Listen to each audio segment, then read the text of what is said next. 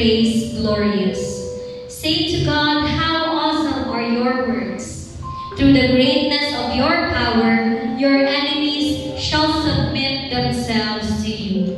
All the earth shall worship you and sing praises to your name. They shall sing praises to your name. For our opening prayer, may I request Pastor Janmar Miguel.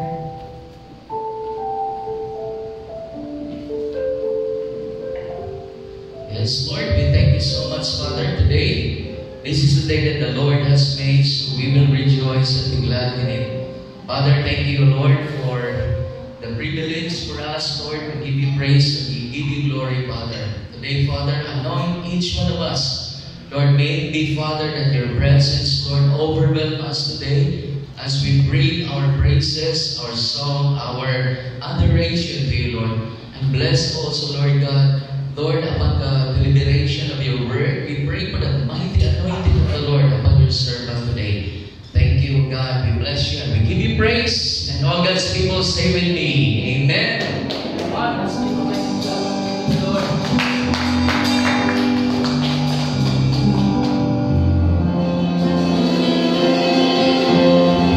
Amen. Hallelujah. We give you praise and we give you glory, Lord. Amen. One more time. Ano palakpakan na nabuhin ng Diyos. Hanggang ka naman po dahil sa nabuhin na Ginoo. Marami manandam mata mo dahil sa nabuhin na Ginoo. Amen. Palakpakan na nabuhin sa Ginoo.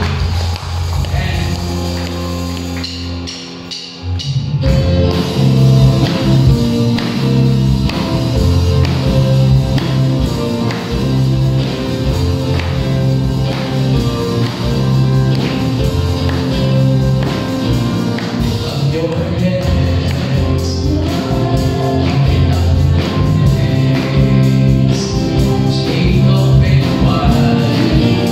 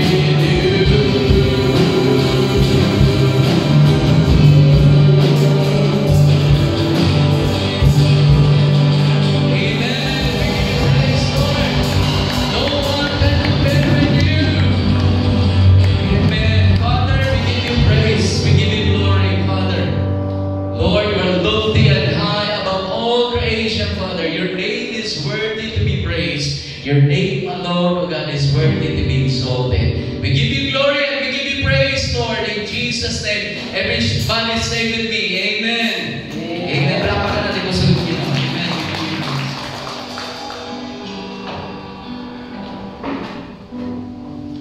Praise the Lord for the message of His Word, His songs this morning. In reverence to God's Word, let us all remain standing for our scripture reading to be found in John 12, verses 20 to 26. The word of the Lord says, "Now there were certain Greeks among those who came up to worship at the feast, that they came to Philip, who was from Bethsaida of Galilee, and asked him, saying, 'Sir, we wish to see Jesus.'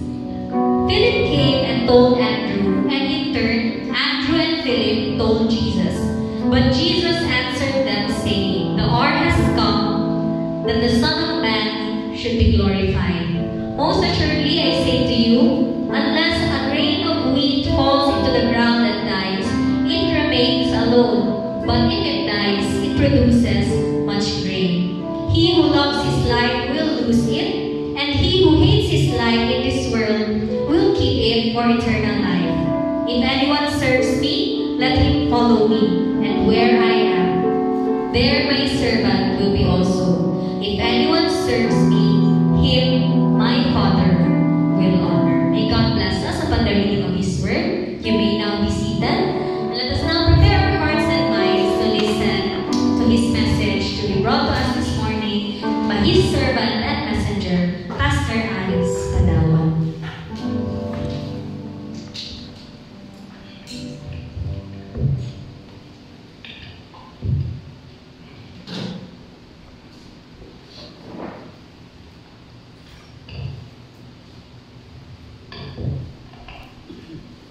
Good morning to everyone. Palakpakan natin ang Panginoon. Salamat sa time where we can gather again together to worship God in spirit and in truth. And salamat sa bago natin ngayon na topic, which is I am a sinner saved to serve. And salamat to Miss Marela Beatriz Estado Solomon, no? Estado Solomon. So salamat sa pag-share sa atin sa wisdom that comes from the Word of God, sa Word ni God. So indeed, I would just like to reinforce the idea, because nasabi naman niya kanina yung anong tawag yan, context and the background of the text that is found in John 12:20 to 26. And nalipay ko gaina sa question. Nag-question siya, nga naman what's next kung kita na-save na? Unsa na po ang sunod? Kay ingon ni Teacher Bea gaina, kung kita na-save na, dili ba pwede nga pasakaon dahil sa langit? O gaina gisog ito ba? Kaya na ay balikan ang Ginoo. So wala na ibalikan ang Ginoo kung gisave daw niya, wala ikwantere. But it's good. But have you ever wondered what is truly means to be a Christian? Unsa ba yun? Being Christian is a Christ follower. Is it simply receiving forgiveness and going to heaven? Ay, kanina, saved na tayo, and then we are kanang pampandi na tayo. But, have you ever wondered what it truly means to be a Christian? Napatawad lang ba tayo? Or kanang muad ko lang tao langit? We often forget why we are still here. Kabal ba taman napatadiri karon sa kalibutan? Nga naman ang mga na-save na nakadawat na o kaluwasan na apadiri sa kalibutan. I believe, and gaina as elaborated, we are saved as a result of God's love. And because of that God's love, na save kita. And this salvation is a call to service. In the context of salvation in the Old Testament, this is freedom. In Exodus 8:1, and the Lord spake unto Moses, Go unto Pharaoh, and say unto him, Thus saith the Lord, Let my people go, that they may serve me. Ingon sa Ginoo kay Moses, adto ka dito kay Pharaoh. Ingna nga dapat makalaya na ang aking mga anak, mga tao, para sila makaserve sa kuha. Kaya nga naman, naay isa ka barrier nga dili sila makaserve sa Ginoo. Because we cannot serve two master at the same time. So sometimes sila slave pa sa Egypt, dili sila fully makaserve sa Ginoo. That is why God told to Moses, pumunta ka kay Pharaoh, sabihin mo sa kanila na palayain ang aking mga anak para mag-serve sa ako. In the New Testament context, freedom is equals to salvation. Christ died for us to set us free from the bondage of sin. From the slavery of sin, magkaroon tayo ng kalayaan, magkaroon tayo ng salvation. And that salvation calls us to serve God. And I am so happy, kaina, nag-question, kinsa ba ang naluwas na, nagpataas ang kamot, o ang mga walang pa naluwas, kay Bea na wala ng taas ang kamot. So, good pasabot, we are all saved and called to serve. Amen? Amen. Amen. Because today we explore the transformative concept of saved to serve, uncovering the profound connection between our salvation and our service to God. That is found in John chapter 12, verses 20 to 26. So, here, naipa naman kayo ng context, ato na ta diretso sa text in verse 20 to 22. Now, there were some Greeks among those who were going up to worship at the feast. So, there is Passover. As stated kanina, tungod kay kita naluwas or ang Israelite naluwas sa pwedeng curse na mamatay ang firstborn. Dito, mao na ang gina-celebrate nila. Now, this came to Philip, Greeks, Gentiles, who was from Bethsaida of Galilee, and began to ask him, saying, Sir, we wish to see Jesus. Came and told Andrew, and Philip came and told Jesus. Now, what we can observe during nga passage, during nga text, kung makita nato, naa diri ang Greeks nagpatuol kay Philip and kay Andrew. Ngano man nga nagpatuol kay Philip o kay Andrew? Kay si Philip, makabalo siya, although he is a Jew, pero kabalo siya mag-istorya o Greek. That is why katong mga Greek nga tao nga gusto mag-worship, nagpatuol dito kay Philip o nangutana asa si Jesus. O tungod kay Philip o kay Andrew, point niya kaning mga Greek dito kay Jesus. One of the kanang reflection is this. Kanang bago pa lang ko diri sa Mindanao, naagyoy nag-istorya sa kuha. O lahit yun ang feeling kung kakuha ni mo Ilocano mag-istorya nimo. And first na ko tugpa diri sa Mindanao, binapugulay mga Ilocano. Ako lang nag-inusara ka Ilocano. O murag alien, kumbaga, nga taga Luzon, mga Trog Mindanao, daghan kayo ng mga kuan. Pero the moment nga naging-istorya na ako, nga Ilocano, lahi ang ako ang na-feel.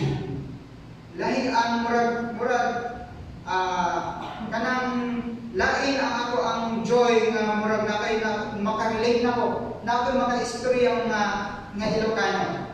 Nga pwede na ako matuulan, yung na, biskan dili ni family related, pero magkasinambog me sa amo ang language. And that, kanang pwede na ako makarelate sa iya. So diri nga naman nga sa kay Philip siya nagpaduol, kay kabalo siya na makarelate siya kay Philip o masabtan siya ni Philip. That is why the first point that I want to reflect is that evangelize through your connections. We can serve God by pointing out people who are connected to us to Jesus Christ. And that is the best way of evangelization. Yes, mga evangelize ta, mga tutagawas, na ay mga mo-respond. But according to church-based na conduct sa studies, tanan nga ma-invite na ay kaila sa church. Tanan nga pwede nato ma-invite nga madali maato sa church is kanang related. Maybe isa ka young teens dito sa Cliffside, and grabe yun ang iyahang kuwan katong na win na siya through basketball. Kay maayo siya, kanang nagabasketball siya, nagadulo sa basketball, ikuha ko niya mga way para tanan nga young teens muadtong simbahan. And kabalo mo, na ay one time prayer meeting sa Cliffside kung ako ang nag-handle. Ang attendance sa prayer meeting nagsubra may o 15 o kadaghanan dito young teens. So we can evangelize through connection. Kung unsa man ang imong profession, maybe you are a teacher, then you can relate to them, and then suddenly pwede nimo siya mawin. I-introduce nimo si Christ sa ila. Just like Philip and Andrew pointing this group to the Lord Jesus Christ, we can too point those people that are connected to us to the Lord Jesus Christ. Iman ko kabalo mag-evangelize, then invite them sa simbahan. Layo man sila, then send message of God's word to them. Wala yung excuse. By doing that, maserve nato ang ato ang purpose. We are saved to serve. We are called to evangelize. We are called to direct people that are connected to us. Kay mas dali yun na sila nato mahatag. And look at our church. Imposible nga isa sa ato awalay friend. Kung posible nga wala tayo family, then when you are related to them, when you are connected to them, try to point them to God, to the Lord Jesus Christ. I-introduce sa ilaha si Jesus Christ as their personal Lord and Savior. Kung sa mana siya ma-connection, mapa-parents, uy, di ba, usahay na ay naman yan, nakita ni mga apelyido, uy, kundi ay ka? Ay oo, padawan ko, o napun ko'y kwan nga ritualo, napun ko'y kwan nga apostol, and then relate, and then pangutan mo, naluwas na ba ka? And then if not, then that's the turning point to i-serve Him on our purpose. We are called to serve, and we are called to point the lost souls to the feet of the Lord Jesus Christ, to receive the Lord Jesus Christ as their personal Lord and Savior, and through that we can serve God.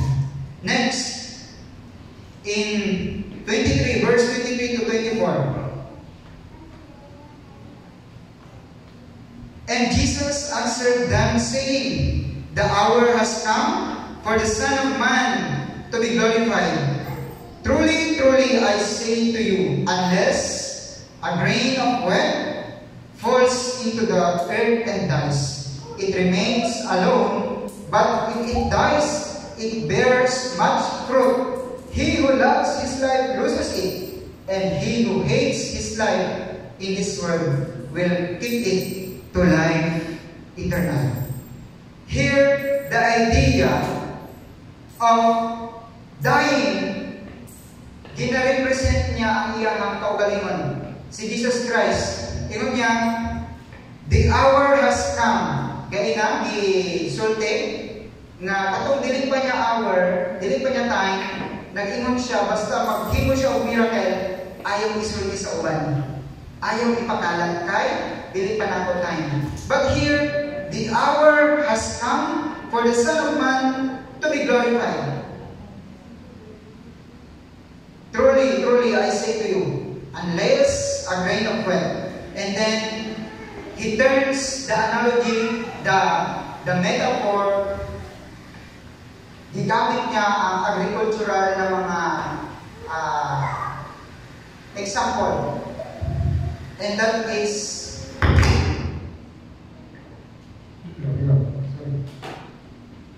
Holy Spirit na home. So, gigamit niya ang agricultural na example. And gigamit niya katong kernel seed or trigo. Trigo ba na? So, kani siya, gigamit niya nga example kay kaning kwan, kaning liso, kung dili daw mamatay, maadto sa yuta, dili magtubo o dili mahimong fruitful. So here, the seed in agricultural term, ginatawag ni siya nga germination process, ano ba? Kanang mamatay ang seed. So ang germination process, kanang matanggal siya, ang iya madunod, mamatay siya. Ang metaphor ani is death. The phrase seed must die is a metaphor often used to emphasize the idea that the seed's structure and dormancy must be broken down to allow the plant embryo to grow. So magtigaas siya, mamatay siya, and then bago siya mailubong, tanom. And pagkatanom, dira pa siya magtubo o magbunga. Now, the main point in John 12:23-24 is that genuine spiritual fruitfulness requires self-sacrifice and death to self. Kinakailangan na meron tayong i-sacrifice. Kinakailangan mamatay tayo sa ating self-desires. Jesus uses the analogy of a wheat kernel that must die to produce a harvest to illustrate the true greatness and lasting impact come not from self-preservation but from a willingness to surrender one's life for a greater purpose. Maugani nga si Jesus Christ, the moment nga malansang siya sa cross, kaya niya nga maghimo og milagro. Naa siya power, naa siya authority nga dili padayon. Pasayoon na lang doon ang tanan ng mga tao. He can say that. He can do a miracle. Pero, ingon niya, giyos niya ang analogy, kinahanglan mamatay siya. O sa iyang pagkamatay, magkaroon ng salvation ang buong sanlibutan. And that is fruitfulness. That is the text saying to us that Christ died for us para matanggap natin yung free gift of salvation. His own impending death and glorification are presented as the ultimate example of this principle. Now, my question to you. Unsa nga aspeto sa ato ang mga kinabuhi that requires dying to self in order to bear spiritual fruit? In application for this text, Jesus Christ died para mag-fruit ng salvation to all humanity. Now, in our personal reflection, what aspects of your life must or might require dying to self in order na kita mahimong fruitful? Unsa ba ang kinahanglan pa nga mag-break sa ato in order for us to grow? Try to think, if we cling to our own desires above all else, ang ato ang mga gusto, ang ato ang ginakaptan, pinangahawakan natin yung mga gusto natin, how can we truly experience the abundant life Jesus promised? Can we truly claim to follow Christ if we refuse to embrace the self-sacrifice He modeled for us? Mag-claim ba nato to follow Christ nga kita nagasunod kay Kristo? Mag-claim ba nato nga kita Kristohanon? Pero gina-refuse nato, wala nato gina-embrace, wala nato gina-practice ang self-sacrifice He modeled for us.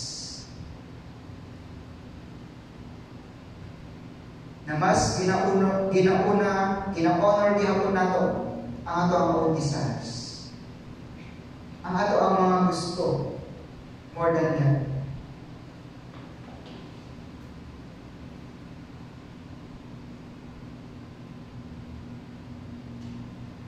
Mas ginasacrifice po nato ato ang time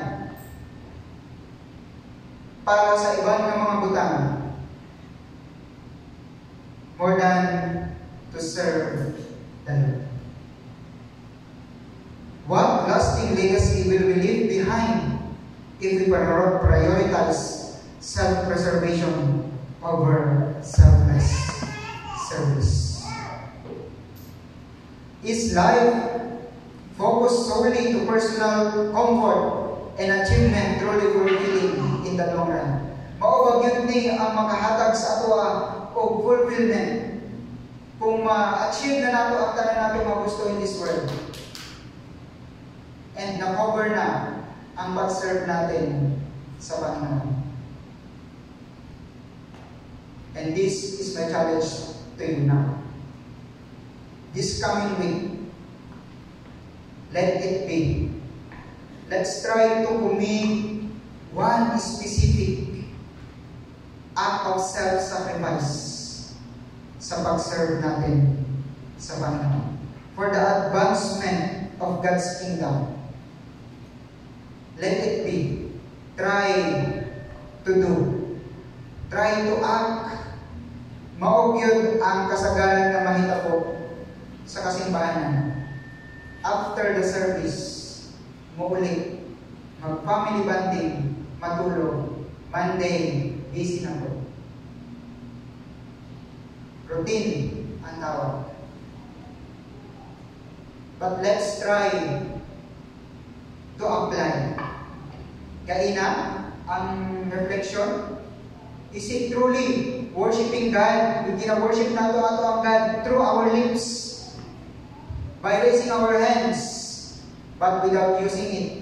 Kung dili ta nag-serve, dili ta nag-act in serving God, is it your worship genuine? Or tinuod ba yun nga nag-worship ta? That's why my challenge to you, brethren, this coming week, try to apply the self-sacrifice in serving the Lord. Tatlo, and this is last. In verse 25 to 26, to serve Christ is to follow Him. He who loves his life loses it, and he who hates his life in this world will keep it to life eternal. If anyone serves me, he must follow me, and where I am, there my servant will be also. If anyone serves me, the Father will honor him. Again, the same question that I would like to ask kay kay baka ma-misinterpret nato ang hate. Whoever hates his life in this world will keep it for eternal life. What does it mean? Kung sa pagyod ang meaning, hate his life will keep it for eternal life. Hindi nagabot pasabot self-sabotage ingon sa ato ang Sunday School gayna. Dilibot pasabot nga i-hate yun nato atong kagalingon, pasagdan yun nato, dili na ta maningkamot, o tanan nga po kanang literal na hate. No. But when the Lord ginaingon niya ni, but pasabot, mas bigyan natin ng halaga, ang value, ang eternal life. More than this temporal or earthly desires natin. Yun ang pinaka-point, gina-point out dito. That we must hate life in this world. Yung mga, it means at least that you don't take much thought of your life in this world. Dili ka sobra na gahuna-huna. Nga mag-question, inside gusto mo itong langit, ay wait lang, naapa ko'y daghan kayo nga si kasuron. Naapa ko'y business nga timanunan. Naapa ko'y family nga pa. Naapa ko'y anak, ay pastor. But here, it means that you don't take too much thought of your life in this world. In other words, it just doesn't matter much what happens to your life in this world. If men speak of well of you, it doesn't matter much. Uy, maayo kaayo. And then, muna-aning, naghanap kayo pag mga sakyanan, then it's good. But, dili natin na hatagan ko, dako kayo nga pagtuon or yung bigyan natin ng pansin. If they hate you, then it doesn't matter much. If you have a lot of things, it doesn't matter much. If you have little, kamay na tayo, it doesn't matter much. If you are persecuted or lied about it, it doesn't matter much. If you have died with Christ, these things just don't matter much. Kung kita luwas na, tanan niyo na diri sa kalibutan, doesn't matter much. Unsa ba ang pwede natin, ano ba ang pwede natin ibayad kung yung kaluluwa natin or yung espiritu natin is lost or hindi ligtas? Makamit man natin ang lahat ng yaman dito sa mundo ito, hindi kayang bayaran ng mga yaman na ito ang ating kasalanan. It's only through the Lord Jesus Christ. That is why Jesus' words are even more radical. Kaya na, radical discipleship. Jesus is calling us not to just endure experiences we don't choose, but to make a choice to follow Him. Kinahanglan maghimuta or kinakailangan maggagawa tayo ng desisyon para sundin natin siya. In John 12:26, if anyone serves me, he must follow me. Saan? Where to? Saan ba? Ano yung susundin natin? Ano yung ipapalo natin? Remember, in this context, Jesus Christ is what? Padulong siya dito sa Gethsemane toward the cross. Kay ilansang na siya. The hour has come. Muad ko na siya dito. Jesus is not saying, wala ginasulti ni Jesus Christ, if things go bad, sige lang, may luwas naman ka. No? But Jesus is saying that, He is saying, choose to die with me. Choose to hate your life in this world the way I have chosen the cross. Choose to die with me. Choose to hate your life in this world the way I have chosen the cross. This is what Jesus meant when he said, if anyone, in Matthew 16:24, if anyone would come after me, let him deny himself and take up his cross and follow me. He calls us to choose the cross. People only did one thing on a cross. They died on it. Wala na ilain pa nga pwedeng makahatag ko unsa pa ang cross kundi ang mamatay. Kanang ginusuot nato na cross na siya, dili na siya makatabang nato. The cross, the only thing that cross has done is para ilansang si Jesus Christ para mabayaran ang ato ang mga sala. Dili na siya pwede gamiton pangtabyo sa bisan unsang spirito daw. Tabyo, dili. Igamit na siya para kita maluwas. He calls us now to choose the cross. People only did, they died on it. Take up your cross means like a grain of wheat falling to the ground and die. And the same thing that God wants you today. Choose it. Kinahanglan nato nga we need to die on ourselves, on our desires. But why? For the sake of radical commitment to ministry. Ingon ni Pablo, I do not account my life of any value nor a precious to myself, if only I may finish my course and the ministry that I received from the Lord Jesus, to testify to the gospel, the grace of God. I hear Paul saying, it doesn't matter what happens to me, if I can just live to the glory of God's grace. Nagaingon yun si Pablo, it doesn't matter what happens to me. Mapahiya man tayo, dili man nila i-accept ang ato ang invitation, then let's continue to do the ministry of serving God, pointing out people to Christ. Isa ni siya ka barrier na nung dili ta maka-fully committed sa pag-serve sa Ginoo. Our desires. We nabaptize ta, pagmaman sa baptism, ang dapat picture dito is that Christ is already enthroned. Siya na ang nasa trono. But here,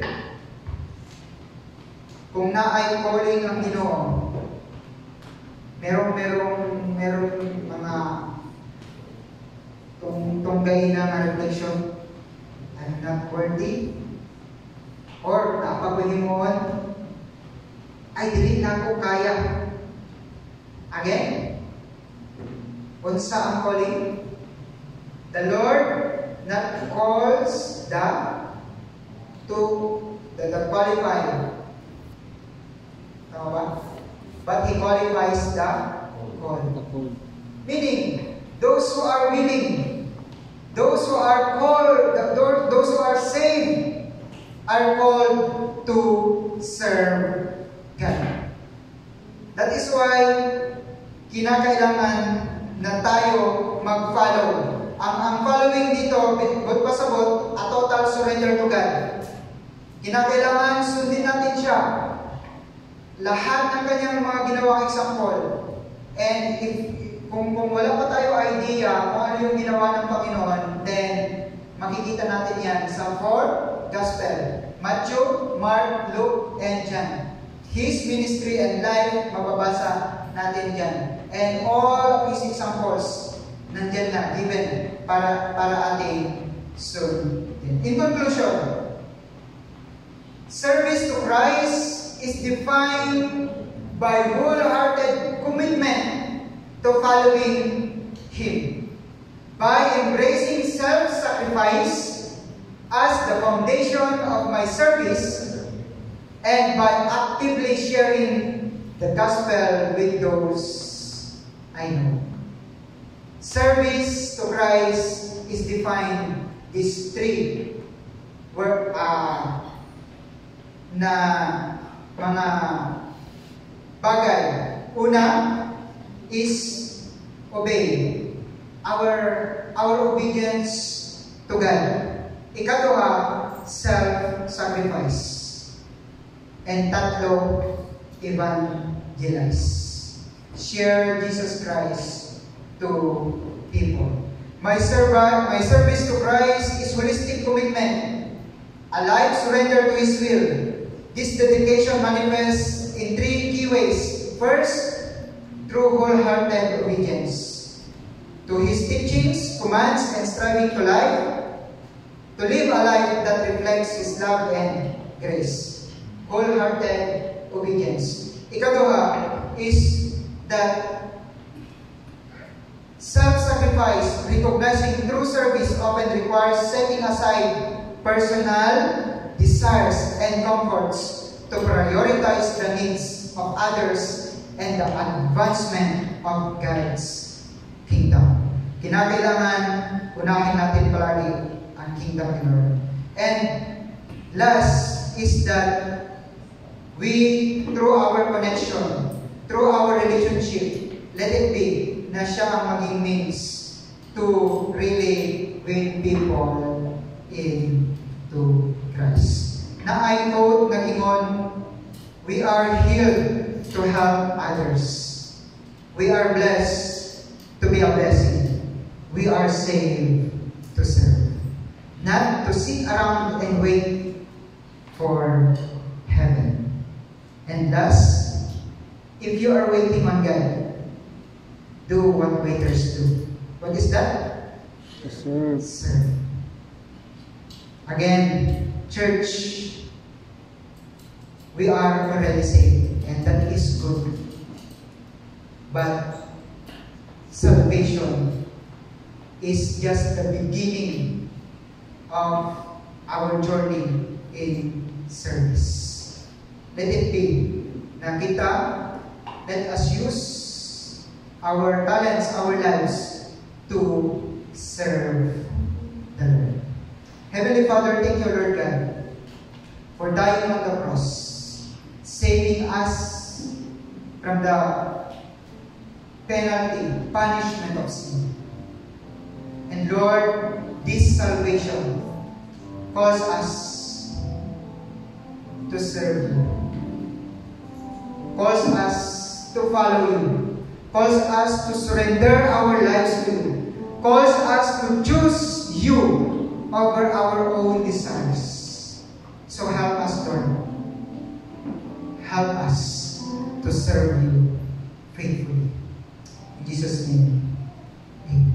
Let's continue to worship and serve God as we are remembering the Lord's Supper. According to 2 Corinthians 5:17,